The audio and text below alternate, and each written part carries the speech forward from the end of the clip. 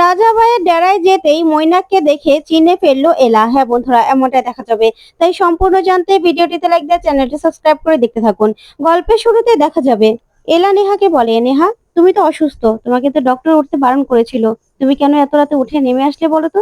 তখন নেহা বলে, হ্যাঁ ঠিক আছে, তারপরেও এত রাতে তোমরা কোথায় যাচ্ছ সেটা জানতে চাইছিলাম। তখন এলা বলে, শোনো, আমরা স্বামী স্ত্রী কোথায় যাব, কি কথা বলবো, কি খাবো, সেটা না একান্তই আমাদের ব্যাপার।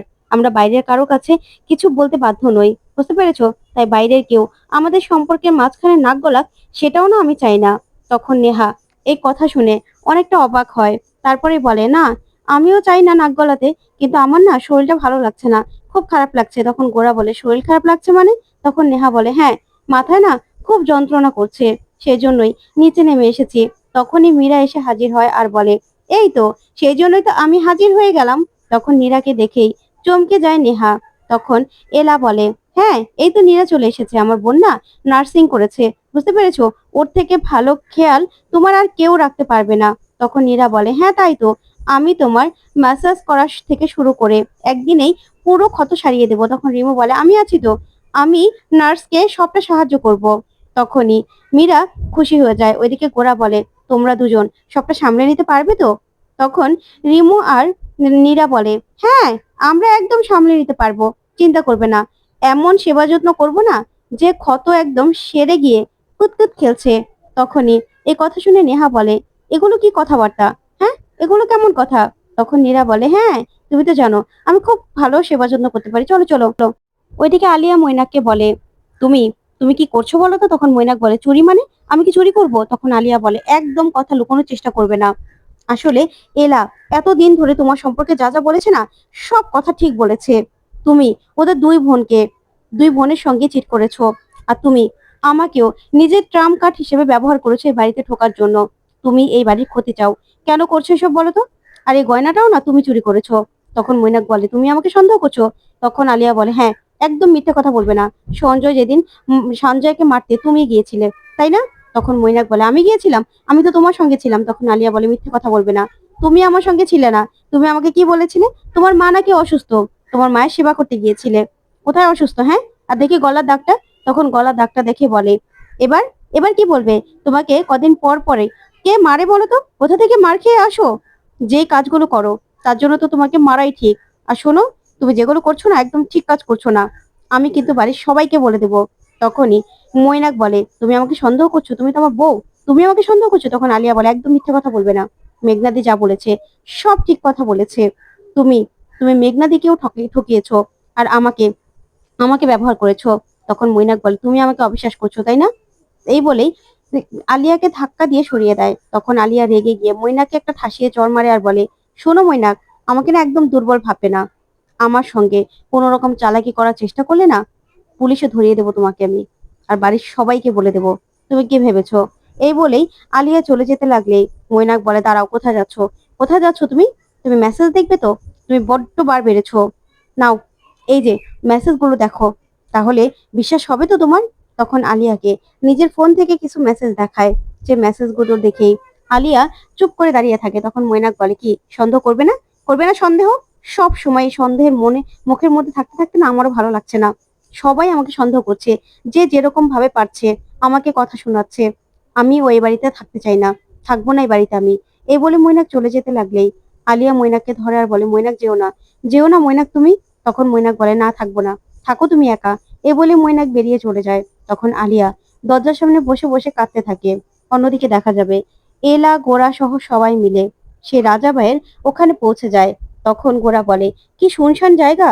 তখন এলা বলে, আপনি যে কি বলেন না মিস্টার সেন, শুনশান জায়গায় তো এসব কাজ করা হয়। আপনার কি মনে হয় মাঝবাজারে এসব কাজ করা হবে? তখন গোরা বলে, ঠিকই বলেছেন।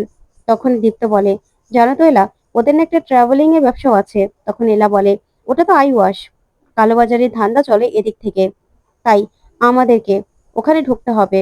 তখন গোরা বলে, আমরা গিয়ে যদি বলি হারটা আমাদেরকে দিয়ে দিতে। তখন এলা বলে, আমিও ভাবি আপনি না, আপনার মাথায় কিচ্ছু নেই। তখন কৃষ বলে, আচ্ছা বৌদি ভাই, আমাদের তো কোনো ছদ্মবেশ নিতে হবে তাই না? তখন এলা বলে, একদম ঠিক কথা বলেছো, আমাদেরকে ছদ্মবেশ নিয়ে ভিতরে ঢুকতে হবে, না হলে তো আমাদের চিনে ফেলবে। তখনই গাড়ির শব্দ পেয়ে ওরা লুকিয়ে পড়ে।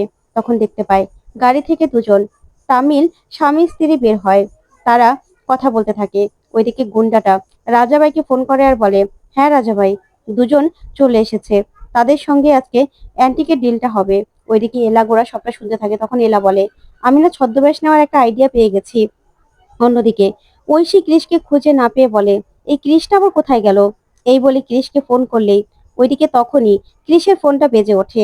তখন সে রাজাবাইয়ের গুন্ডাটা টের পেয়ে যায় আর সঙ্গে সঙ্গে ওদের সামনে এসে বন্দুক ধরে আর বলে, তোমরা এখানে কি করছো? তোমরা এখানে কি করছো? তখন তো ওরা সবাই ভয় পেয়ে যায়। অন্যদিকে মৈনাক গাড়ি চালিয়ে আসছে আর বলছে, আলিয়াটা বড্ড বার বেড়েছে, আমাকে সন্দেহ করছে, তাই তো ওর মুখটা বন্ধ করতে হবে।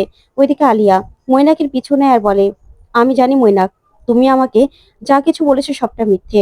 আজকে আমি হাতে নাতে ধরবো, তুমি যেন আমার আই ওয়াশ আর করতে না পারো সেই ব্যবস্থাই আমি করব। আমি জানি এন্টিকের হাতটা নিয়ে তুমি কারোর সঙ্গে কথা বলেছো।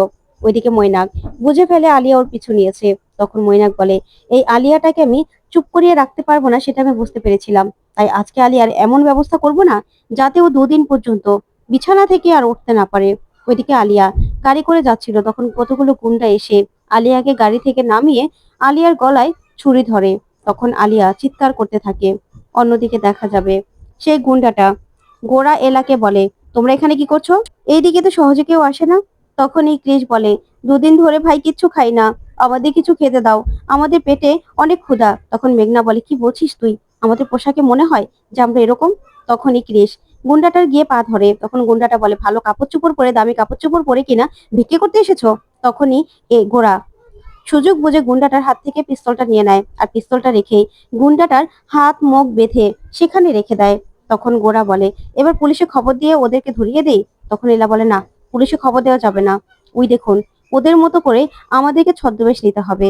তখন দুজনকে দেখিয়ে এলা বুদ্ধি করে নেয়। অন্যদিকে দেখা যাবে রাজা ভাই নিজের ডেরায়। ঠিক তখনই সেখানে মৈনাক আসে। তখন মৈনাকের দিকে বন্দুক ধরলেই মৈনাক বন্দুকটাকে ধরে সরিয়ে দেয়।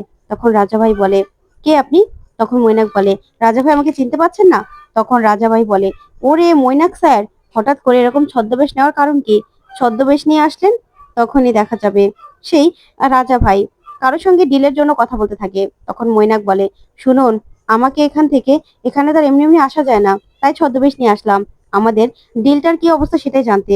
তখন রাজা ভাই বলে, হ্যাঁ, ওই মাছের পেটে করেই এই অ্যান্টিকের গয়নাটা বিদেশ পাচার করে দেব। তখন রাজা ভাই বলে, এদিকে কেউ থাকলে ভালো হতো, নগদ টাকা পাওয়া গেলে। তখন এই কথা শুনে রাজা ভাই বলে, হ্যাঁ তা তো হতোই। তখন মৈনাক বলে, কিন্তু এদিকে তো আর এত বড় ডিলার নেই। তখনই ক্রেশ সেখানে ছদ্মবেশ নিয়ে চলে আসে। এসে বলে, রাজা ভাই, অনেক বড় একজন ডিলার আছে যারা কিনা নিজের মেয়ের বিয়ের জন্য এন্টিকের গয়না খুঁজছে। তখনই মৈনাক আর রাজা ভাই রাজি হয়ে যায়। তারপরে ক্রেশ এলা আর গোরাকে ডাকে। তখন এলা আর গোরা তামিল স্বামী স্ত্রীর মতো সেজে ভিতরে ঢোকে। তারপরে দেখা যাবে সেই রাজা ভাই ওদেরকে দেখে বলে, আসেন ম্যাডাম আসেন। তখনই এলা বলে, দুর্গন্ধ, এখানে অনেক দুর্গন্ধ। এই বলেই তখন ক্রিস বলে, রাজা ভাই, এদিকে অনেক দুর্গন্ধ, ম্যাডাম বলছে যে এইদিকে একদম ভালো নয়, এদিকে নাকি ওনারা ডিল করবে না। তখন রাজা ভাই বলে, না না, ডিল করবেন, আমাদের কাছে এন্টিকের ভালো গয়না আছে। তখন ক্রিস বলে, তাহলে দেখান না, ওদেরকে ইমপ্রেস করুন, নগদ টাকা দেবে। তখন দেখা যাবে গোরা এলাকে বলে, আমাদের মেয়ের বিয়ে কেমন একটা বাড়াবাড়ি হয়ে গেল না? তখন এলা বলে, সময় মতো বিয়ে করলে না আপনারও মেয়ে বড় থাকতো, বুঝতে পেরেছেন? তখন রাজা ভাই এলার প্রশংসা করলে গোরা প্রচন্ড রেগে যায়। তারপরে দেখা যাবে মৈনাক সেখানে আসে। তখন মৈনাকের কণ্ঠ শুনেই এলা মনে মনে বলে, এই কণ্ঠটা খুব চেনা চেনা মনে হচ্ছে, কোথায় যেন শুনেছি, কিন্তু এটা কে? তখন দেখা যাবে গোরাকে বলে, আপনাদের মনে তো হচ্ছে না তামিল আপনারা, কারণ খুব ভালো হিন্দি বুঝতে পারছেন। তখন এলা আর গোরা ভয় পেয়ে যায়। ওইদিকে নেহার ফার্স্ট এড করার জন্য ফার্স্ট এড বক্স নিয়ে আসে নীরা আর রিমো। তখন নেহা বলে, এটা দিয়ে কি হবে? তখন নীরা বলে, কেন, তোমার তো ক্ষত লেগেছে, তুমি ব্যথা পেয়েছো, সেই জন্য এটা ফার্স্ট এড করতে হবে না? তখনই নেহা বলে, না না, আমার কিছু করতে হবে না, যে ডক্টর দেখেছে সেই ডক্টর বলেছে উনি যা করে দিয়েছে তাতেই হয়ে যাবে। তখন রিমো বলে, না, এখানে ইনফেকশন হয়ে যাবে তো। তখন নেহা মনে মনে বলে, এটা যে মিথ্যে তা তো প্রমাণ হয়ে যাবে। তখনই নেহা চাল কাটিয়ে ওদের বলে, শোনো, আমার কিচ্ছু তোমাদের করতে হবে না, যদি পারো আমার হাত পা টিপে দাও, মাথাটা টিপে দাও, তাই ব্যথা করছে, বুঝতে পেরেছো? ওইদিকে এলা তাকিয়ে থাকে মৈনাকের দিকে। তখন কোনোভাবেই গোরা সবটা সামলে নেয় আর বলে, আমার মা তো বাঙালি ছিল, তার জন্য আমরা সবটাই জানি। তখনই দেখা যাবে এলা বলে, আপনাকেও তো দেখে মনে হচ্ছে না আপনি ফরেনার, তাহলে আপনি? তখন রাজাভাই বলে, হ্যাঁ, উনি অর্ধেক বাঙালি। তখন দেখা যাবে রাজাভাই বলে, আপনাদের ব্যবসা? তখন সেন জুয়েলার্স এর কথা বলে ফেলে।